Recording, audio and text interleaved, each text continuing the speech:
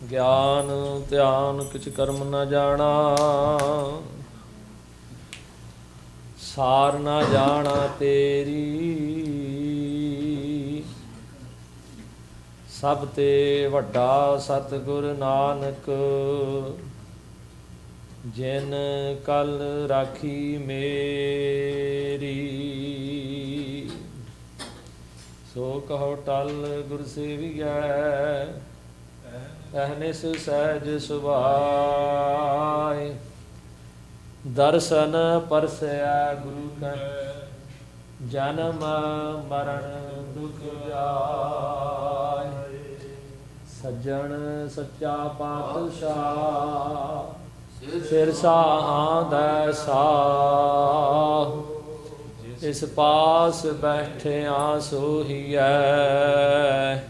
ਸਭਨਾ ਦਾ ਵੇ। ਜਿਸ ਪਾਸ ਬੈਠਿਆ ਸੋਹੀਐ,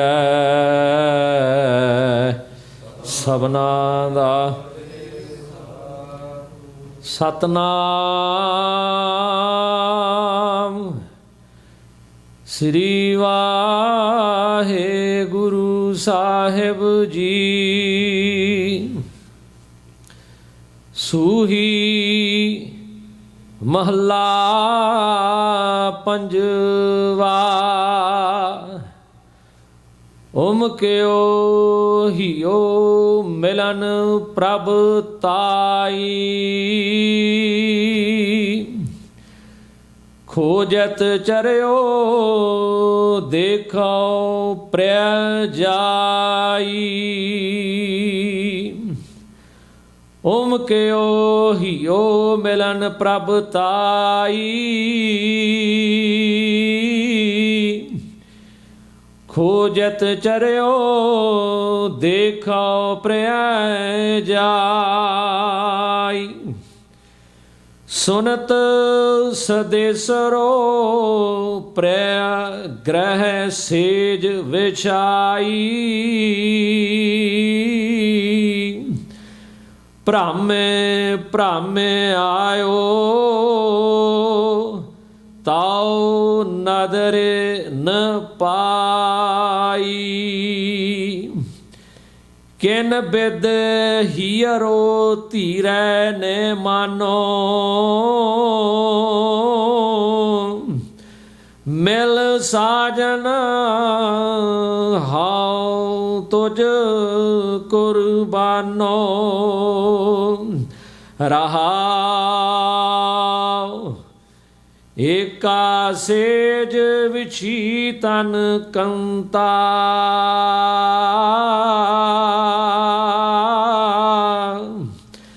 ਧਨ ਸੂਤੀ ਪੇਰੋ ਸਦ ਜਾਗੰਤਾ। ਪਿਓ ਮਦਰੋ ਧਨ ਮਤਵੰਤਾ।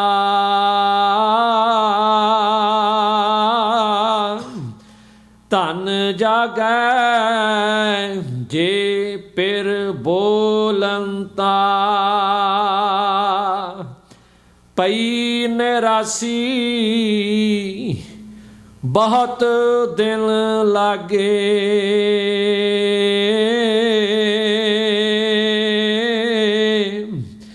ਦੇਸ ਦੇਸੰਤਰ ਮੈਂ ਸਗਲੇ ਝਾਗੇ।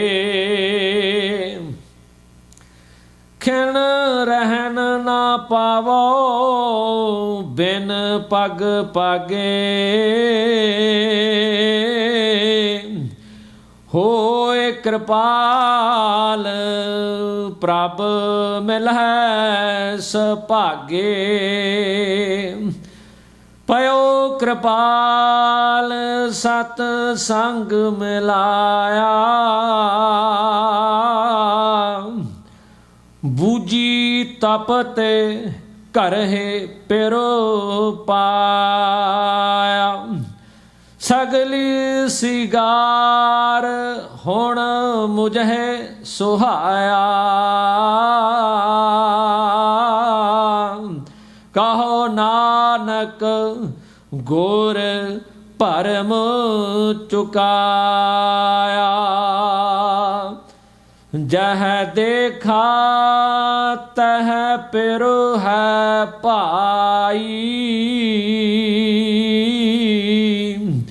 ਖੋਲਿਓ ਕਪਾਟ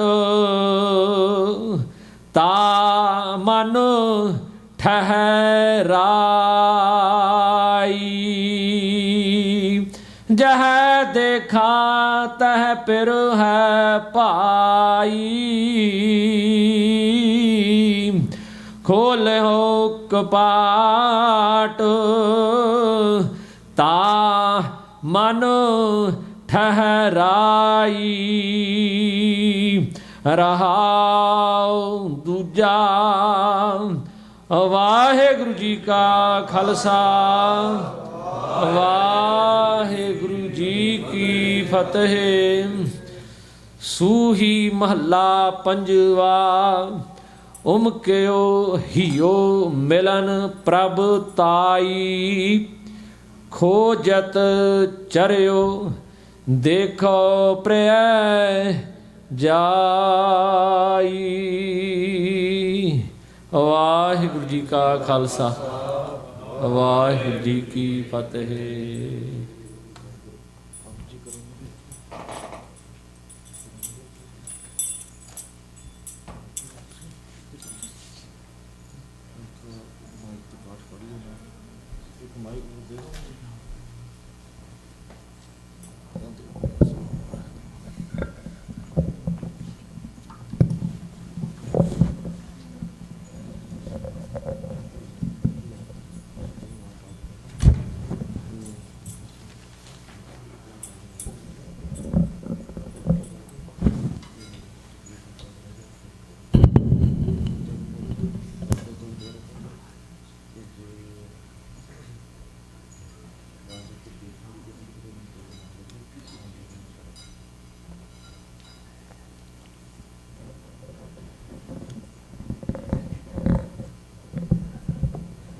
ਵਾਹਿਗੁਰੂ ਵਾਹਿਗੁਰੂ ਵਾਹਿਗੁਰੂ ਸਾਹਿਬ ਜੀਓ।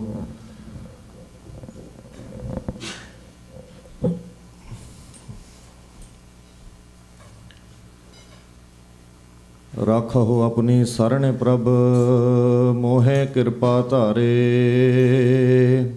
ਸੇਵਾ ਕਛੂ ਨ ਜਾਣਉ ਨੀਚ ਮੂਰਖਾਰੇ। ਮਾਨ ਕਰੋ ਤੁਧ ਉਪਰੇ ਮੇਰੇ ਪ੍ਰੀਤਮ ਪਿਆਰੇ। ਹਮ ਅਪਰਾਧੀ ਸਦ ਭੂਲਤੇ ਤੁਮ ਬਖਸ਼ਨ ਹਾਰੇ। ਸੂਹੀ ਮਹੱਲਾ ਪੰਜਵਾ। ਉਮਕਿਓ ਹਿਓ ਮਿਲਨ ਪ੍ਰਭ ਤਾਈ।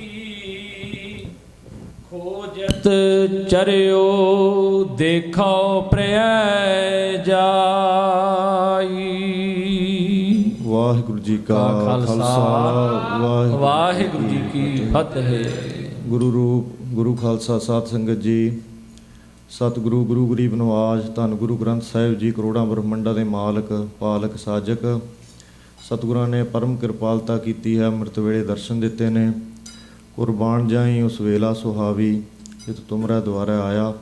ਸਤਿਗੁਰੂ ਸੱਚੇ ਪਾਤਸ਼ਾਹ ਜੀ ਦੇ ਦਰਸ਼ਨਾਂ ਤੋਂ ਬਲਿਹਾਰ ਜਾਈਏ। ਸੱਚੇ ਪਾਤਸ਼ਾਹ ਪ੍ਰਤੱਖ ਸਤਿਗੁਰੂ ਨੇ ਕਲਯੁਗ ਜਹਾਜ਼ ਨੇ ਬੜੀ ਕਿਰਪਾ ਕਰਦੇ ਨੇ। ਤਾਂ ਆਪਾਂ ਹੁਣ ਸਤਿਗੁਰਾਂ ਨੇ ਜੋ ਮੁੱਖ ਵਾਕ ਆਪ ਸਭ ਸੰਗਤਾਂ ਤਾਈਂ ਬਖਸ਼ਿਸ਼ ਕੀਤੇ ਨੇ ਉਪਦੇਸ਼, ਉਹ ਦੱਸਣ ਦਾ ਯਤਨ ਕਰਦਾ ਹੈ ਸੰਖੇਪ ਰੂਪ ਦੇ ਵਿੱਚ ਅੱਖਰੀ ਅਰਥ ਕਰਨ ਦਾ। ਸਤਿਗੁਰੂ ਗੁਰੂ ਗਰੀਬ ਨਵਾਜ ਜੀ ਮਹਾਰਾਜ ਸਿਰ 'ਤੇ ਹੱਥ ਰੱਖਣ। ਆਪ ਸੰਗਤਾਂ ਅਸੀਸ ਬਖਸ਼ਣੀ ਦਾਸ ਨੂੰ ਸਤਿਗੁਰੂ ਗੁਰੂ ਜੀ ਅਰਥ ਕਰਾਉਣ। ਅੱਗੇ ਤੋਂ ਪ੍ਰੇਮੀ ਥੋੜ੍ਹਾ ਜਿਹਾ ਚਿਰ ਕਥਾ ਜਿੰਨਾ ਚਿਕਰ ਹੋਵੇ ਉਹਨਾਂ ਚਿਕਰ ਵੇਟ ਕਰ ਲਿਆ ਕਰਨ ਦੇਗ ਵਰਤਾਉਣ ਦੀ, ਅਤੇ ਕਥਾ ਤੋਂ ਬਾਅਦ ਫਿਰ ਦੇਗ ਵਰਤਾਈ ਜਾਵੇ। ਤਾਂ ਸਾਰੇ ਪਿਆਰ ਨਾਲ ਆਖੋ ਧੰਨ ਗੁਰੂ ਅਰਜਨ ਦੇਵ ਸਾਹਿਬ ਜੀ। ਧੰਨ ਗੁਰੂ ਅਰਜਨ ਦੇਵ ਸਾਹਿਬ ਜੀ। ਧੰਨ ਗੁਰੂ ਅਰਜਨ ਦੇਵ ਸਾਹਿਬ ਜੀ। ਧੰਨ ਗੁਰੂ ਅਰਜਨ ਦੇਵ ਸਾਹਿਬ ਜੀ। ਸੂਹੀ ਮਹੱਲਾ ਪੰਜਵਾ। ਸਤਿਗੁਰੂ ਕਲਯੁਗ ਜਹਾਜ਼ ਪ੍ਰਤੱਖ ਹਰ ਗੁਰੂ ਅਰਜਨ ਦੇਵ ਸਾਹਿਬ ਜੀ ਮਹਾਰਾਜ। ਸੂਹੀ ਰਾਗ ਹੈ ਅਤੇ ਮਹੱਲਾ ਦਾ ਅਰਥ ਹੁੰਦਾ ਸਰੂਪ। ਪੰਜਵੇਂ ਸਰੂਪ ਸ੍ਰੀ ਗੁਰੂ ਨਾਨਕ ਦੇਵ ਸਾਹਿਬ ਜੀ ਦੇ ਗੁਰੂ ਅਰਜਨ ਦੇਵ ਸਾਹਿਬ ਜੀ ਮਹਾਰਾਜ ਫਰਮਾਉਂਦੇ ਹੈ। ਉਚਾਰਨ ਬਾਬਤ ਵੀ ਬੇਨਤੀ ਹੈ।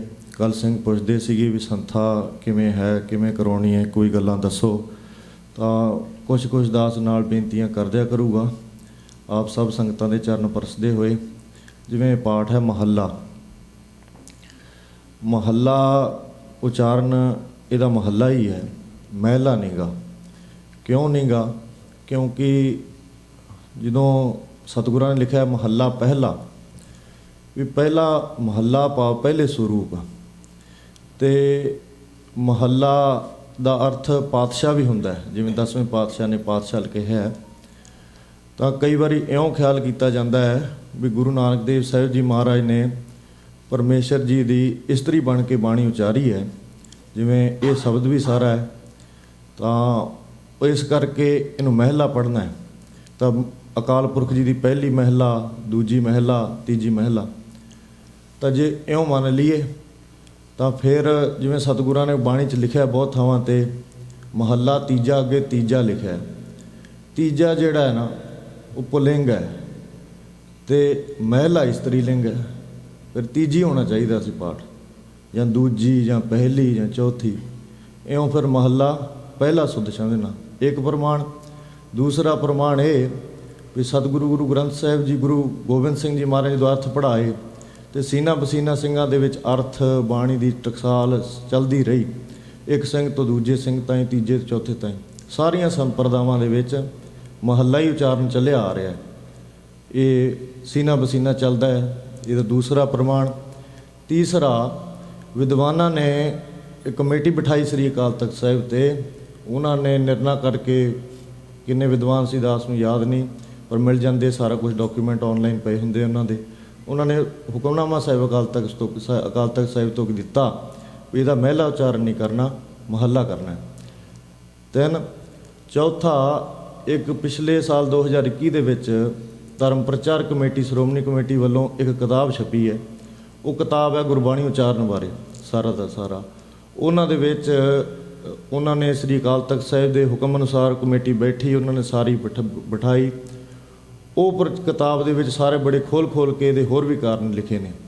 ਇਉਂ ਸੋਹੀ ਰਾਗ ਹੈ ਅਤੇ ਮਹੱਲਾ ਉਚਾਰਨਾ ਹੈ। ਸਤਿਗੁਰੂ ਪੰਜਵੇਂ ਪਾਤਸ਼ਾਹ ਮਹੱਲਾ ਸਰੂਪ। ਪੰਜਵੇਂ ਪਾਤਸ਼ਾਹ ਗੁਰੂ ਅਰਜਨ ਦੇਵ ਸਾਹਿਬ ਜੀ ਫਰਮਾਉਂਦੇ ਹਨ, ਉਮਕਿਓ ਹਿਓ ਮਿਲਨ ਪ੍ਰਭ ਤਾਈ। ਸਾਰਾ ਦਾ ਸਾਰਾ ਸ਼ਬਦ ਮਹਾਰਾਜ ਇਸਤਰੀ ਰੂਪ ਚੇਰੀ ਕੀ ਨਿਆਈ ਬੇਨਤੀ ਕਰਦੇ ਨੇ। ਇਸਤਰੀ ਰੂਪ ਹੋ ਕੇ ਮੈਂ ਕਾਮਣ ਮੇਰਾ ਕੰਤ ਕਰਤਾਰ।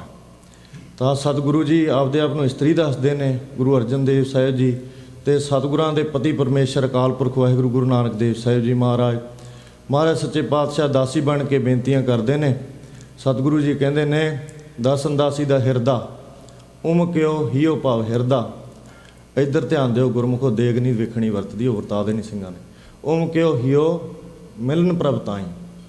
ਸਤਿਗੁਰਾਂ ਦਾ ਮਹਾਰਾਜ ਕਹਿੰਦੇ ਦਾਸਨ ਦਾਸੀ ਦਾ ਹਿਰਦਾ ਉਮਕਿਓ ਉਤਸ਼ਾਹਿਤ ਹੋ ਗਿਆ ਹੈ। ਕਾਹਦੇ ਵਾਸਤੇ? ਮਿਲਣ ਪ੍ਰਭ ਤਾਈ, ਗੁਰੂ ਸਾਹਿਬ ਦੇ ਮਿਲਾਪ ਲਈ, ਮਿਲਣ ਲਈ। ਜਿਵੇਂ ਆਪ ਸਭ ਗੁਰਮੁਖਾਂ ਦਾ ਹੋਇਆ ਹੈ, ਸਤਿਗੁਰਾਂ ਨੇ ਕਿਰਪਾ ਕਰਕੇ ਤੁਹਾਨੂੰ ਤਾਂ ਹੀ ਸਤ ਸੰਗਤ 'ਚ ਆਏ ਆ ਨਾ, ਤਾਂ ਫੇਰ ਹੀ ਕਰਦੇ ਆ ਨਾਮ ਬਾਣੀ ਦਾ ਯਤਨ ਪੜ੍ਹਨ ਦਾ। ਇਹ ਉਤਸ਼ਾਹਿਤ ਹੋ ਗਿਆ ਹੈ। ਤਾਂ ਸਤਿਗੁਰੂ ਜੀ ਹਿਰਦੇ ਦੀ ਭਾਵਨਾ ਦੱਸਦੇ ਨੇ। ਜਿਗਿਆਸੂ ਰੂਪ ਵੀ ਇਸਤਰੀ ਹੈ, ਜਿਵੇਂ ਆਪਾਂ ਸਾਰੇ ਹਾਂ। ਤਾਂ ਮਹਾਰਾਜ ਗੁਰੂ ਗ੍ਰੰਥ ਸਾਹਿਬ ਜੀ ਆਪਣੇ ਪਤੀ ਖਸਮ ਨੇ। ਤਾਂ ਇਉਂ ਆਪਣੇ 'ਤੇ ਵੀ ਗੱਲ ਢੁਕਾਈ ਜਾਣੀ। ਸਤਿਗੁਰੂ ਆਪਣੇ ਹਿਸਾਬ ਨਾਲ ਵੀ ਆਪਣੇ ਆਪ ਨੂੰ ਇਸਤਰੀ ਬਣਾ ਕੇ ਵਿਚਾਰਨ ਕਰਦੇ ਆ। ਉਮਕਿਓ ਹਿਓ, ਉਮਕਿਆ ਉਛਲਿਆ ਹੈ, ਹਿਓ ਹਿਰਦਾ। ਮਿਲਣ ਸੱਚੇ ਪਾਤਸ਼ਾਹ ਪ੍ਰਭੂ ਪ੍ਰਕਾਸ਼ ਰੂਪ ਸਰੂਪ, ਜੋ ਸਭ ਨੂੰ ਪ੍ਰਕਾਸ਼ਣ ਵਾਲੇ, ਪਰ ਵਿਸ਼ੇਸ਼ ਕਰਕੇ ਪ੍ਰਕਾਸ਼ਣ ਵਾਲੇ ਸਾਰਿਆਂ ਨੂੰ ਤਾਂ ਹੀ ਮਿਲਣ। ਤਾਂ ਹੀ ਖੋਜਤ ਚਰਿਓ ਦੇਖਾਓ ਪ੍ਰਿਆ ਜਾਈ। ਤਾਂ ਸਤਿਗੁਰੂ ਜੀ ਖੋਜਣ ਚੜ੍ਹੇ ਨੇ। ਚਰਿਓ ਦਾ ਭਾਵ, ਚਰਿਓ ਇੱਕ ਤਾਂ ਸਿੱਧਾ ਪਾਠ ਹੋ ਗਿਆ, ਚਰਿਓ ਭਾਰਾ ਕਰਕੇ ਚਰਿਓ, ਚਰਿਓ ਨਾਲ ਵੀ ਚੜ੍ਹੇ ਨੇ। ਜਿੱਥੇ ਡਾੜੇ ਦਾ ਅਰਥ ਦੇਵੇ ਉੱਥੇ ਚਰਿਓ। ਇਉਂ ਇਸ ਪ੍ਰਕਾਰ ਸਤਿਗੁਰੂ ਜੀ ਚੜ੍ਹੇ ਨੇ ਖੋਜਣ ਵਾਸਤੇ। ਫਿਰ ਪੜੋ ਜੀ, ਖੋਜਤ ਚਰਿਓ ਦੇਖੋ ਪ੍ਰਿਆ ਜਾਈ। ਪ੍ਰਿਯ ਪਤੀ ਪਰਮੇਸ਼ਰ ਜੀ ਨੂੰ ਦੇਖਣ ਵਾਸਤੇ, ਜਾ ਕੇ ਦੇਖਣ ਵਾਸਤੇ ਖੋਜਤ ਚੜ੍ਹੇ ਨੇ। ਕਿੱਥੇ ਚੜ੍ਹੇ ਨੇ? ਸਤ ਸੰਗਤ ਦੇ ਵਿੱਚ। ਸਤ ਸੰਗਤ ਦੇ ਵਿੱਚ ਗੁਰਮੁਖਾਂ ਦੇ ਕੋਲ। ਇਉਂ ਸੱਚੇ ਪਾਤਸ਼ਾਹ ਉਤਸ਼ਾਹਿਤ ਹੋ ਕੇ ਹਿਰਦਾ ਇਸਤਰੀ ਰੂਪ ਜਗਿਆਸੂ ਇਸਤਰੀ ਸਤਿਗੁਰੂ ਬਣੇ ਨੇ। ਸਤਿਗੁਰਾਂ ਦਾ ਵੀ ਪੱਤਰੀ ਪਰਮੇਸ਼ਰ ਗੁਰੂ ਨਾਨਕ ਦੇਵ ਸਾਹਿਬ ਜੀ ਅਕਾਲ ਪੁਰਖ ਜੀ ਨੂੰ ਮਿਲਣ ਵਾਸਤੇ ਹਿਰਦਾ ਬੜਾ ਉਤਸ਼ਾਹਿਤ ਹੋਇਆ ਹੈ ਤੇ ਸਤਿਗੁਰੂ ਜੀ ਪਾਲਣ ਵਾਸਤੇ ਚੜ੍ਹੇ ਹਨ। ਸੁਨਤ ਸਦੇਸਰੋ ਪ੍ਰਿਯ ਗ੍ਰਹਿ ਸੇਜ ਵਿਛਾਈ।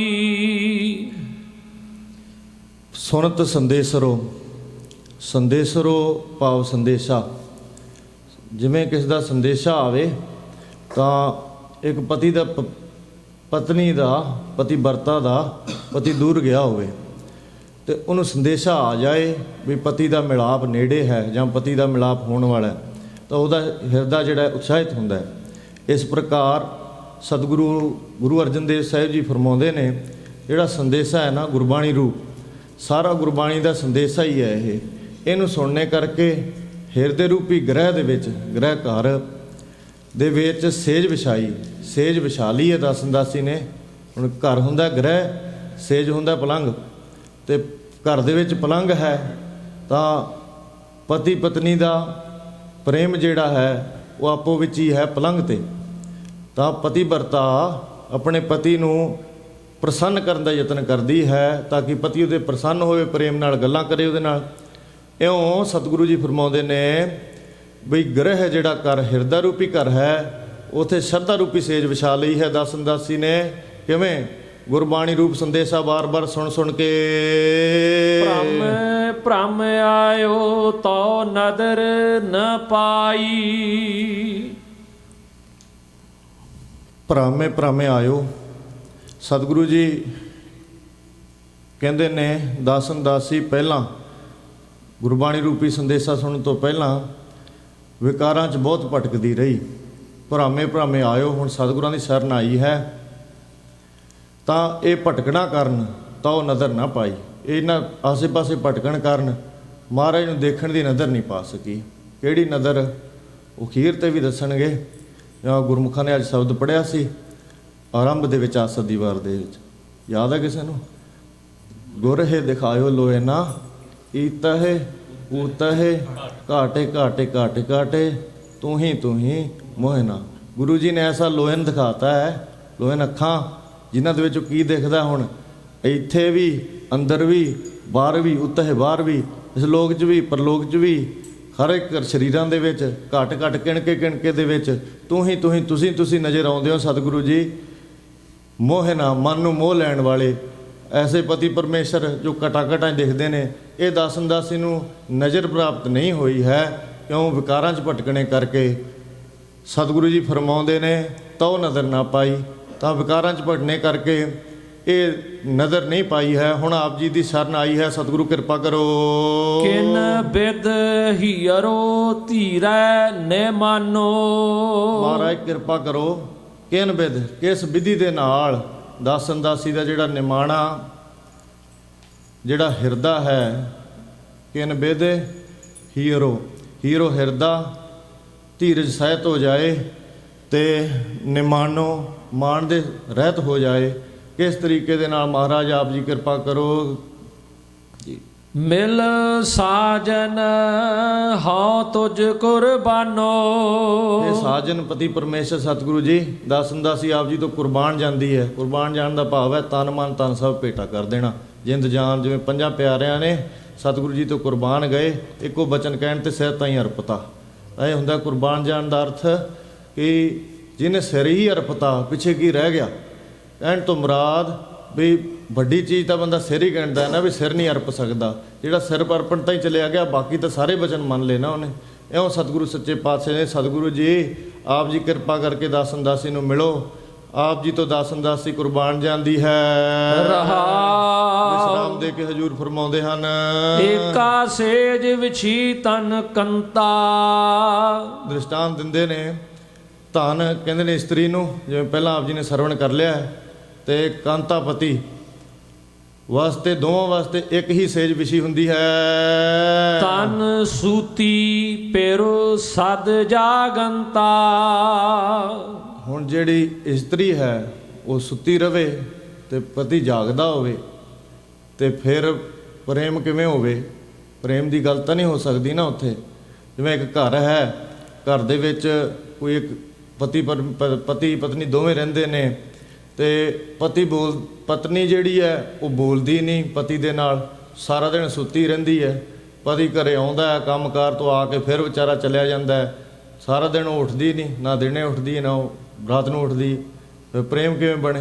ਨਹੀਂ ਬਣਦਾ ਨਾ ਪ੍ਰੇਮ, ਮੇਲ ਮਿਲਾਪ ਬੋਲਣ ਕਰਕੇ ਬਣੇ। ਹੁਣ ਜੇ ਧਨ ਇਸਤਰੀ ਜਾਗੇ ਤਾਂ ਪ੍ਰੇਮ ਬਣੇ। ਤਾਂ ਸਤਿਗੁਰੂ ਗੁਰੂ ਗਰੀਬ ਨਵਾਜ ਜੀ ਫਰਮਾਉਂਦੇ ਨੇ ਵੀ ਧਨ ਜਿਹੜੀ ਇਸਤਰੀ ਹੈ ਨਾ ਉਹ ਸੁੱਤੀ ਪਈ ਹੈ, ਤੇ ਫਿਰ ਜਿਹੜਾ ਪਤੀ ਹੈ ਉਹ ਸਦਾ ਹੀ ਜਾਗਦਾ ਹੈ।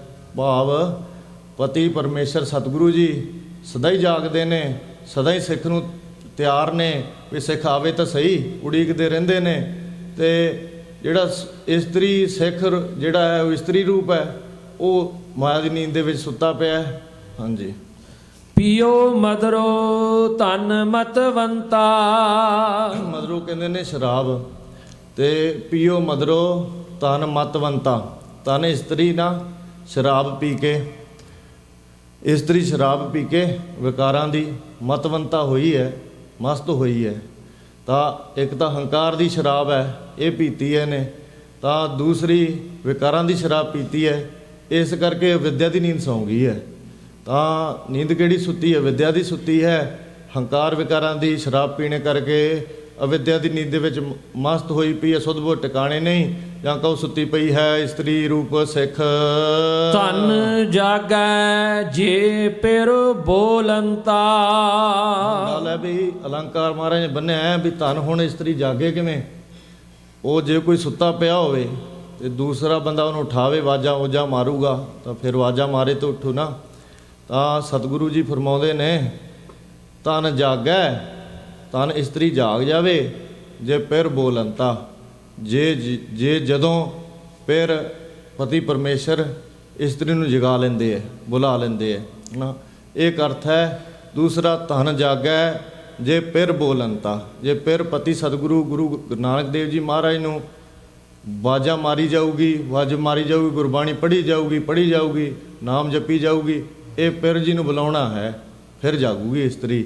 ਤਾਂ ਫਿਰ ਜਾਗਦੀ ਰਹੂਗੀ ਨਾ, ਜੇ ਨਾਮ ਜਪੂਗੀ ਤਾਂ ਵਿਦਿਆ ਦੀ ਨੀਂਦ ਨਹੀਂ ਸੌਂਗੀ। ਭਈ ਨਿਰਾਸੀ ਬਹੁਤ ਦਿਨ ਲਾਗੇ। ਹੁਣ ਜਦੋਂ ਇੱਕ ਤਾਂ ਇਹਦਾ ਅਰਥ ਇਉਂ ਕਰਦੇ ਆ ਵੀ ਨਿਰਾਸ਼ ਹੋ ਗਈ ਆ ਉਸ ਰਸਤੇ ਤੇ ਚਲਦੀ ਬਹੁਤ, ਕਿਉਂਕਿ ਦਿਨ ਲੱਗ ਗਏ, ਇਉਂ ਅਰਥ ਨਹੀਂ ਜਾਪਦਾ। ਜਿਹੜੀ ਅਵਸਥਾ ਦੇ ਵਿੱਚ ਅਰਥ ਹੋ ਰਿਹਾ ਹੈ ਸਤਿਗੁਰੂ ਜੀ ਬਖਸ਼ਿਸ਼ ਕਰਦੇ ਆ, ਉਹ ਨਿਰਾਸੀ ਦਾ ਭਾਵ ਉਦਾਸ ਉਪਰਾਮ ਹੋ ਗਈ ਹੈ। ਹੁਣ ਫਿਰ ਪਰਮੇਸ਼ਰ ਜੀ ਦਾ ਨਾਮ ਜਪਣੇ ਕਰਕੇ ਨਾ, ਜਦੋਂ ਇਸਤਰੀ ਜਪੀ ਜਾਂਦੀ ਹੈ ਨਾਮ, ਪਰ ਪਤੀ ਨੂੰ ਆਵਾਜ਼ਾਂ ਮਾਰੀ ਜਾਂਦੀ ਹੈ, ਹੁਣ ਨੀਂਦ 'ਚ ਨਹੀਂ ਸੌਂਦੀ। ਹੁਣ ਵਿਸ਼ੇ ਵਾਸਨਾ ਤੋਂ ਜਿਹੜੀ ਹੈ ਉਹ ਨਿਰਾਸ਼ ਹੋ ਗਈ ਹੈ, ਉਹ ਆਸਾਂ ਤੋਂ ਨਿਰਾਸ਼ ਹੋ ਗਈ ਹੈ ਸਾਰੀਆਂ ਤੋਂ।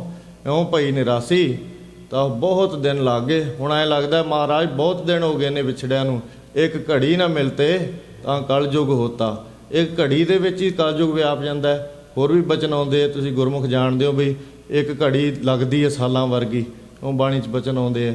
ਤਾਂ ਭਾਈ ਨਿਰਾਸੀ ਬਹੁਤ ਦਿਨ ਲੱਗ ਗਏ, ਮਹਾਰਾਜ ਬੜੇ ਵਿਛੜਿਆਂ ਨੂੰ ਦਿਨ ਹੋ ਗਏ ਹੈ। ਹੁਣ ਦੱਸਦਾ ਸੀ ਆਪ ਜੀ ਦੇ ਪਿਆਰ ਦੇ ਵਿੱਚ ਲੀਨ ਹੈ, ਆਪ ਜੀ ਦੇ ਪਿਆਰ ਦੇ ਵਿੱਚ ਆਪ ਜੀ ਨੇ ਕਿਰਪਾ ਕੀਤੀ ਹੈ, ਵਿਸ਼ੇ ਵਾਸਨਾ ਵਿਕਾਰਾਂ ਤੋਂ ਨਿਰਾਸ਼ ਉਦਾਸ ਹੋ ਗਈ ਹੈ। ਦੇਸ ਦੇਸੰਤਰ ਮੈਂ ਸਗਲੇ ਝਾਗੇ। ਦੇਸ ਦੇਸੰਤਰ, ਦੇਸ ਤੇ ਦੇਸੰਤਰ ਦਿਸ਼ਾਵਾਂ, ਤੇ ਦੇਸ਼ ਜਿਹੜੇ ਬਾਹਰਲੇ ਦੇਸ਼ ਹੁੰਦੇ ਆ, ਤੇ ਇੱਕ ਦੇਸ਼ ਦੂਸਰਾ ਦੇਸ਼, ਮੈਂ ਸਗਲੇ ਝਾਗੇ, ਸਗਲੇ ਲੰਘ ਲਏ, ਝਾਗੇ ਕਹਿੰਦੇ ਨੇ ਲੰਘ ਲਏ ਨੂੰ। ਤਾਂ ਦੇਸ਼ ਦਾ ਅਰਥ ਕਹੀਏ ਵੀ ਜਿਹੜੇ ਜਿਵੇਂ ਵੇਦ ਪੁਰਾਣ ਨੇ, ਆਦਿਕ ਜਿਹੜੇ ਧਾਰਮਿਕ ਗ੍ਰੰਥ ਨੇ, ਤੇ ਜਿਵੇਂ ਦੂਸਰੇ ਸਾਰੇ ਮਤ ਨੇ, ਇਹਨਾਂ ਨੂੰ ਦੇਸ਼ ਤੋਂ ਭਾਵ ਲੈ ਲੈਣਾ। ਤੇ ਦਿਸੰਤਰ ਜਿਹੜੇ ਨੇ ਨਾ ਇੰਦਰੀਆਂ ਦੇ ਰਸ, ਇਹ ਸਾਰੀਆਂ ਦਿਸ਼ਾਂ 'ਚ ਭਟਕਣੇ ਵਾਂਗ ਹੈ। ਤਾਂ ਇੰਦਰੀਆਂ ਦੇ ਰਸ, ਵਿਕਾਰਾਂ ਦੇ ਰਸ, ਮੈਂ ਸਗਲੇ ਝਾਗੇ, ਸਗਲੇ ਸਾਰੇ ਵੇਖ ਲਏ, ਇਹਨਾਂ 'ਚੋਂ ਕੁਛ ਨਹੀਂ ਨਿਕਲਦਾ। ਤਾਂ ਇਸ ਵਾਸਤੇ ਇਹਨਾਂ ਤੋਂ ਨਿਰਾਸ਼ ਹੋ ਗਈ ਹਾਂ। ਅਗਲੀ ਤੋਕਾਈ ਨਾ ਉਹਦੇ ਨਾਲ ਜੁੜ ਗਈ। ਤਾਂ ਭਈ ਨਿਰਾਸੀ ਬਹੁਤ ਦਿਨ ਲੱਗ ਗਏ। ਦੇਸ਼ ਦਸੰਤਰ ਮੈਂ ਸਗਲੇ ਝਾਗੇ। ਤਾਂ ਦਸੰਦਾਸੀ ਨੇ ਇਹ ਸਾਰੇ ਹੀ ਹੁਣ ਦੇਸ਼ ਜਿਹੜੇ ਨੇ ਦਸੰਤਰ ਵਿਸ਼ੇ ਵਾਸਨਾ ਦੇ ਰਸ ਭੋਗ, ਪਰਾਏ ਦੁਆਰਿਆਂ ਤੇ ਜਾਣਾ, ਤਾਂ ਹੁਣ ਆਪ ਜੀ ਦੇ ਹੀ ਦਰਬਾਰ ਤੇ ਜਾ ਕੇ ਬੈਠ ਗਈ ਹੈ। ਸਾਰੇ ਮਤਾਂਤਾਂ ਤੋਂ ਹੋਰ ਪੰਡਤਾਂ ਬ੍ਰਾਹਮਣਾਂ ਦਾ ਸਾਰਿਆਂ ਦਾ ਖਹਿੜਾ ਛੱਡਤਾ ਹੈ। ਜੋ ਵੇਦ ਸ਼ਾਸਤਰਾਂ ਨੇ ਲਿਖਿਆ ਸੀ, ਜੋ ਮੁੱਲਾਂ ਨੇ ਲਿਖਿਆ ਸੀ, ਸਭ ਛੱਡ ਦਿੱਤਾ ਹੈ। ਹੁਣ ਆਪ ਜੀ ਦੇ ਹੀ ਚਰਨ ਕਮਲ ਫੜੇ ਨੇ, ਆਪ ਜੀ ਦਾ ਹੀ ਨਾਮ ਜਪਿਆ ਹੈ। ਇਸ ਵਾਸਤੇ ਦੇਸ਼ ਜਿਹੜੇ ਨੇ ਹੋਰ ਮਤ ਸਾਰੇ ਦੇ ਸਾਰੇ ਦੇਸ਼ਾਂਤਰ ਇੰਦਰੀਆਂ ਵਿਸ਼ੇ ਵਾਸਨਾ ਦੇ ਰਸ, ਇਹ ਸਗਲੇ ਹੁਣ ਦਸਮ ਦਸ ਨੂੰ ਫਿੱਕੇ ਪ੍ਰਤੀਤ ਹੁੰਦੇ ਨੇ। ਇਸ ਵਾਸਤੇ ਸਗਲੇ ਆਪ ਜੀ ਦੀ ਕਿਰਪਾ ਨਾਲ ਝਾਗਿਆ ਲੰਘ ਗਈ ਹੈ। ਖਿਨ ਰਹਿਨੋ ਨ ਪਾਵੋ ਬਿਨ ਪਗ ਪਾਗੇ। ਆਪ ਜੀ ਦੇ ਪਾਗੇ ਹੁੰਦਾ, ਜਿਵੇਂ ਪੱਗ ਹੁੰਦੀ ਨਾ ਸਿਰ ਤੇ, ਇਹ ਪਾਗੇ ਪੱਗ ਤੋਂ ਬਣਿਆ। ਪੱਗ ਇਸ ਵਾਸਤੇ ਬਣਿਆ ਕਿਉਂਕਿ ਪਾਗੇ ਹੁੰਦਾ ਰੰਗ ਦੇਣਾ। ਪੱਗ ਉਹਨੂੰ ਪਹਿਲਾਂ ਹੁੰਦਾ ਤਾਂ ਕੱਪੜਾ ਹੀ ਹੈ। ਜਦੋਂ ਉਹਨੂੰ ਰੰਗ ਦਿੰਦੇ ਹੁੰਦੇ ਸੀਗੇ, ਨੀਲਾ ਰੰਗ ਕੋਈ ਕਾਲਾ ਰੰਗ ਜਾਂ ਚੜਾ ਦਿੰਦੇ ਸੀ, ਫਿਰ ਉਹਨੂੰ ਪੱਗ ਕਹਿਣ ਲੱਗ ਜਾਂਦੇ ਸੀ, ਫਿਰ ਉਹ ਸਿਰ ਤੇ ਬੰਨ੍ਹ ਲੈਂਦੇ ਸੀਗੇ। ਇਉਂ ਪਾਗੇ, ਤਾਂ ਪਾਗੇ ਭਾਵ ਰੰਗ ਦੇਣਾ। ਤਾਂ ਖਿਨ, ਹਾਂਜੀ, ਹੋਏ ਕਿਰਪਾਨ ਖਿਨ ਰਹਿਨ ਨ ਪਾਵੋ ਬਿਨ ਪਗ ਪਾਗੇ।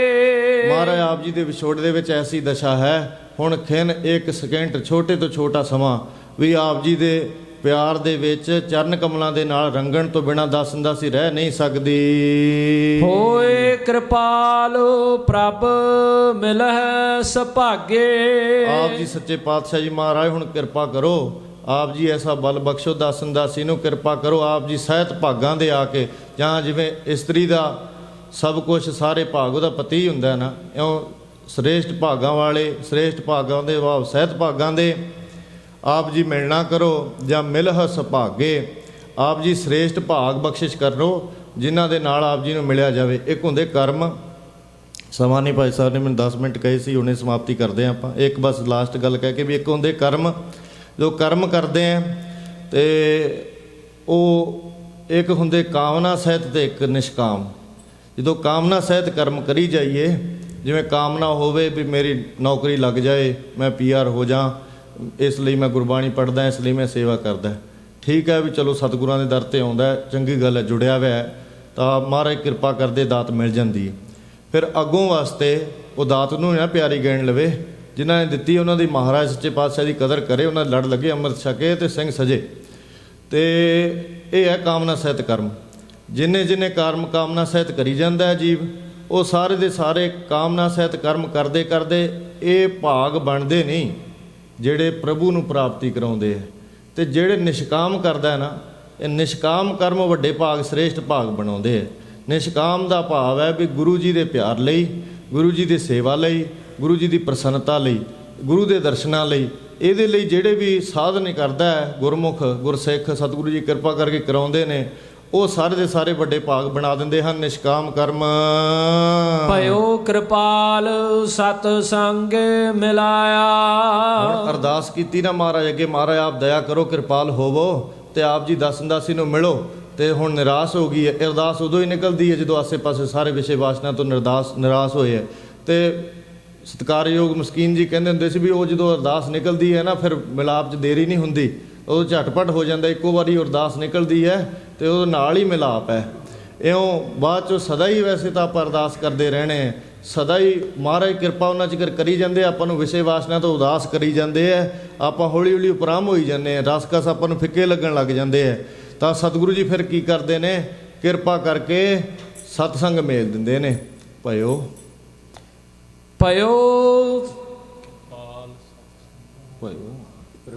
ਭਇਓ ਕਿਰਪਾਲ ਸਤ ਸੰਗ ਮਿਲਾਇਆ। ਤਾਂ ਸਤਿਗੁਰੂ ਜੀ ਨੇ ਕਿਰਪਾ ਕਰਕੇ ਸਤਸੰਗਤ, ਸ੍ਰੇਸ਼ਟ ਪੁਰਸ਼ਾਂ ਦੀ ਸਤਸੰਗਤ, ਸਤਿਗੁਰੂ ਗੁਰੂ ਗ੍ਰੰਥ ਸਾਹਿਬ ਜੀ ਦੀ ਸੰਗਤ, ਗੁਰਸਿੱਖਾਂ ਦੀ ਸੰਗਤ, ਜਿਵੇਂ ਆਪ ਰਲ ਮਿਲ ਕੇ ਹੁਣ ਆਸਾ ਦੀ ਵਾਰ ਦਾ ਕੀਰਤਨ ਕਰਦੇ ਸੀ, ਐਸੀ ਸੰਗਤ ਮਿਲਾ ਦਿੱਤੀ ਹੈ ਜਿਹਦਾ ਸਦਕਾ ਬੂਜੀ ਤਪਤ ਘਰੇ ਪਿਰ ਪਾਇਆ।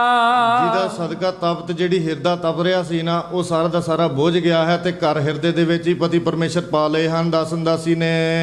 ਸਗਲ ਸਿਗਾਰ ਹੁਣ ਮੁਝੇ ਸੁਹਾਇਆ। ਜਿੰਨੇ ਸਿਗਾਰ ਕੀਤੇ ਸੀ ਇਹ ਦਸੰਦਾਸੀ ਦੇ ਸਾਰੇ ਸੋਭਨੀਕ ਹੋ ਗਏ ਨੇ, ਸਾਰੇ ਸਹਿਤ ਫਲਦੇ ਹੋ ਗਏ ਨੇ। ਸਿਗਾਰ ਕਾਹਦੇ? ਸੇਵਾ ਦਾ, ਪ੍ਰਕਰਮਾਂ ਦਾ, ਡੰਡੌਤ ਦਾ, ਨਮਸਕਾਰਾਂ ਦਾ, ਜਪ ਤਪ ਦਾ, ਜਿੰਨਾ ਅੰਮ੍ਰਿਤ ਵੇਲੇ ਜਾਗਣ ਦਾ, ਇਹ ਸਾਰੇ ਸਿੰਗਾਰ ਨੇ। ਤਾਂ ਇਹ ਸਾਰੇ ਦੇ ਸਾਰੇ ਹੁਣ ਸਹਿਤ ਫਲਦੇ ਹੋ ਗਏ ਨੇ। ਇਹਨਾਂ ਨੇ ਸਾਰੇ ਸੋਭਨੀਕ ਹੋ ਗਏ ਨੇ, ਕਿਉਂਕਿ ਜਦੋਂ ਸ਼ਿੰਗਾਰ ਕਰਦੀ ਹੈ ਇਸਤਰੀ ਕਾਹਦੇ ਵਾਸਤੇ? ਪਤੀ ਦੀ ਪ੍ਰਸੰਨਤਾ ਵਾਸਤੇ। ਜਦੋਂ ਪਤੀ ਪ੍ਰਸੰਨਤਾ ਮਿਲ ਜਾਵੇ ਤਾਂ ਉਹ ਸਾਰੇ ਸ਼ਿੰਗਾਰ ਕੀਤੇ ਸਫਲੇ ਹੋ ਜਾਂਦੇ ਆ ਨਾ। ਜੇ ਸ਼ਿੰਗਾਰ ਕੀਤਾ ਤਾਂ ਹੀ ਪ੍ਰਸੰਨਤਾ ਮਿਲੀ ਹੈ ਨਾ। ਜੇ ਪਤੀ ਸ਼ੁਭ ਗੁਣਾ ਦਾ ਪਤਨੀ ਸ਼ੁਭ ਗੁਣਾ ਦਾ ਸ਼ਿੰਗਾਰ ਨਾ ਕਰੇ ਤਾਂ ਫਿਰ ਪਤੀ ਦੇ ਕੀ ਮੱਥੇ ਲੱਗ ਨਹੀਂ ਸਕਦੀ, ਪਤੀ ਦੀ ਪ੍ਰਸੰਨਤਾ ਨਹੀਂ ਮਿਲਦੀ। ਤਾਂ ਇਸ ਕਰਕੇ ਸਤਿਗੁਰੂ ਜੀ ਫਰਮਾਉਂਦੇ ਨੇ ਜਿਹੜੇ ਸਾਰੇ ਦੇ ਸਾਰੇ ਇਸ ਪ੍ਰਕਾਰ ਦੇ ਸ਼ਿੰਗਾਰ ਕੀਤੇ ਸੀ ਉਹ ਸਹਿਤ ਫਲਦੇ ਹੋ ਗਏ ਹਨ, ਸੁਹਾਏ ਸੋਭਨੀਕ ਹੋ ਗਏ ਹਨ ਦਾਸਨ ਦਾਸੀ ਦੇ। ਕਹੋ ਨਾਨਕ ਗੁਰ ਭਰਮ ਚੁਕਾਇਆ।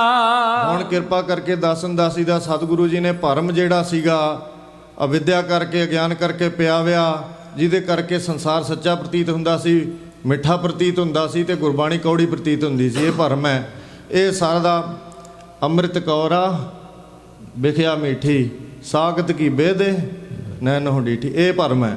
ਇਉਂ ਸਤਿਗੁਰੂ ਸੱਚੇ ਪਾਤਸ਼ਾਹ ਨੇ ਕਿਰਪਾ ਕਰਕੇ ਭਰਮ ਚੁਕਾ ਦਿੱਤਾ ਹੈ, ਚੱਕ ਦਿੱਤਾ ਹੈ। ਜਹ ਦੇਖਾ ਤਹ ਪਿਰੁ ਹੈ ਪਾਈ। ਹੁਣ ਦਾਸਨ ਦਾਸੀ ਜਿੱਥੇ ਦੇਖਦੀ ਹੈ ਉੱਥੇ ਹੀ ਪਤੀ ਪਰਮੇਸ਼ਰ ਵਸਦੇ ਨੇ। ਜਿਵੇਂ ਪਹਿਲਾਂ ਕਿਹਾ ਸੀ ਨਾ ਵੀ ਉਹ ਲੋਏ ਨਾਲ ਨਦਰ ਪ੍ਰਾਪਤ ਨਹੀਂ ਹੋਈ, ਉਹ ਕਿਹੜੀ ਨਦਰ ਸੀ? ਹੁਣ ਰਹਾਓ ਦੂਜਾ, ਇਹ ਦੂਜੇ ਰਹਾਓ 'ਚ ਦੱਸਦੇ ਨੇ ਵੀ ਇਹ ਨਦਰ ਸੀਗੀ। ਹੁਣ ਜੋ ਸਤਿਗੁਰਾਂ ਨੇ ਕਿਰਪਾ ਕੀਤੀ, ਹੁਣ ਜਿੱਥੇ ਵੀ ਦਾਸਨ ਦਾਸੀ ਦੇਖਦੀ ਹੈ ਹਰ ਜੀਵ ਜੰਤ ਦੇ ਵਿੱਚ ਅੰਦਰ ਬਾਹਰ ਹਰ ਜਗ੍ਹਾ ਸੱਚੇ ਪਾਤਸ਼ਾਹ ਗੁਰੂ ਨਾਨਕ ਦੇਵ ਜੀ ਜਪਾ ਜਾਪ ਰੂਪ ਪ੍ਰਤੀਤ ਹੁੰਦੇ ਹਨ। ਖੋਲਿਓ ਕਪਾਟ ਤਾ ਮਨ ਠਹਿਰਾਈ। ਸਤਿਗੁਰੂ ਜੀ ਨੇ ਕਿਰਪਾ ਕਰਕੇ ਸਾਰੇ ਜਿਹੜੇ ਭਰਮ ਦੇ ਤਖਤੇ ਆਸਾਂ ਦੇਸਾਂ ਦੇ ਕਪਾਟ ਕਹਿੰਦੇ ਤਖਤਿਆਂ ਨੂੰ ਤਖਤੇ ਸੀ ਉਹ ਸਾਰੇ ਚੱਕ ਦਿੱਤੇ ਹੈ। ਤਾਂ ਨਾਲ ਹੀ ਕਿਰਪਾ ਕਰਕੇ ਸਤਿਗੁਰੂ ਜੀ ਨੇ ਮਨ ਨੂੰ ਪੂਰਨ ਠਹਿਰਾਓ ਦਿੱਤਾ ਹੈ। ਗੁਰ ਡਿਠਾ ਤਾਂ ਮਨ ਠਹਿਰਾਇਆ। ਤਾਂ ਸਤਿਗੁਰੂ ਜੀ ਦੇ ਦਰਸ਼ਨ ਕਰਨੇ ਕਰਕੇ ਅੰਦਰ ਬਾਹਰ ਦਰਸ਼ਨ ਹੁੰਦੇ ਤਾਂ ਮਨ ਨੂੰ ਠੰਡ ਪੈ ਗਈ ਹੈ। ਇਉਂ ਇਤਨੀਆਂ ਬੇਨਤੀਆਂ ਆਪ ਸਭ ਸੰਗਤਾਂ ਨੇ ਪ੍ਰਵਾਨ ਕਰਨੀਆਂ। ਦਸਨ ਰਹਾਓ ਦੂਜਾ, ਇੱਥੇ ਦੂਜਾ ਰਹਾਓ ਆਇਆ ਕਈ ਸ਼ਬਦਾਂ ਦੇ ਵਿੱਚ। ਰਹਾਓ ਪਹਿਲਾਂ ਜਿਹੜਾ ਦੋ ਸ਼ਬਦਾਂ ਦੇ ਜਿਹੜੇ ਐਸੇ ਸ਼ਬਦ ਸਤਿਗੁਰਾਂ ਨੇ ਉਚਾਰੇ ਹੈ ਜਿੱਦਾਂ ਦੇ ਵਿੱਚ ਦੋ ਰਹਾਓ ਹੁੰਦੇ ਨੇ, ਉਹਨਾਂ ਦੇ ਵਿੱਚ ਪਹਿਲੇ ਰਹਾਓ ਦੇ ਵਿੱਚ ਪ੍ਰਸ਼ਨ ਹੁੰਦਾ ਹੈ, ਦੂਜੇ ਰਹਾਓ ਦੇ ਵਿੱਚ ਉੱਤਰ ਹੁੰਦਾ ਹੈ। ਇੱਥੇ ਵੀ ਇਸ ਪ੍ਰਕਾਰ ਹੀ ਸਤਿਗੁਰਾਂ ਨੇ ਕਿਹਾ ਸੀ ਪਹਿਲੇ ਰਹਾਓ ਦਾ ਦੂਜੇ ਰਹਾਓ ਨਾਲ ਸੰਬੰਧ ਸੀ, ਚਾਹੇ ਵਿਸ਼ੇਸ਼ ਤੌਰ ਤੇ ਪ੍ਰਸ਼ਨ ਤਾਂ ਨਹੀਂ ਨਜ਼ਰ ਆ ਰਿਹਾ ਸੀ ਪਰ ਪਹਿਲੇ ਰਹਾਓ ਦਾ ਦੂਜੇ ਰਹਾਓ ਨਾਲ ਸੰਬੰਧ ਸੀ। ਤਾਂ ਸਤਿਗੁਰਾਂ ਨੇ ਕਿਰਪਾ ਕੀਤੀ ਹੈ। ਦਾਸਨ ਦਾਸੀ ਸਦਾ ਸਦਾ ਹੀ ਭੁੱਲਣਹਾਰ ਹੈ। ਆਪ ਸਭ ਗੁਰਮੁਖ ਜਨ ਹੋ, ਦਾਸਨ ਦਾਸੀ ਦੀਆਂ ਭੁੱਲਾਂ ਸਦਾ ਦਾਸ ਨੂੰ ਦੱਸਦੇ ਰਹੋ ਤਾਂ ਕਿ ਅੱਗੇ ਤੋਂ ਦਾਸ ਸੋਧ ਕੇ ਸਤਿਗੁਰਾਂ ਦੇ ਜੋ ਅਮੋਲਕ ਪਰਮ ਪਵਿੱਤਰ ਵਿਚਾਰ ਹੈ ਇਹ ਆਪ ਸਭ ਸੰਗਤਾਂ ਨੂੰ ਸੁਣਾ ਕੇ ਅਰਥ ਸੁਣਾ ਕੇ ਖਾਲਸੇ ਪੰਥ ਦੀ ਸੇਵਾ ਕਰਦਾ ਰਹੇ ਜੀ। ਹੁਣ ਅਖੀਰਲੀਆਂ ਤੁਕਾਂ ਪੜ੍ਹ ਕੇ ਫਿਰ ਸਮਾਪਤੀ ਹੈ। ਜਹ ਦੇਖਾ ਤਹ ਪਿਰ ਹੈ ਪਾਈ। ਖੋਲਿਓ ਕਪਾਟ ਤਾ ਮਨ ਠਹਿਰਾਈ। ਰਹਾਉ ਦੂਜਾ। ਵਾਹਿਗੁਰੂ ਜੀ ਕਾ ਖਾਲਸਾ ਵਾਹਿਗੁਰੂ ਜੀ ਕੀ ਫਤਿਹ।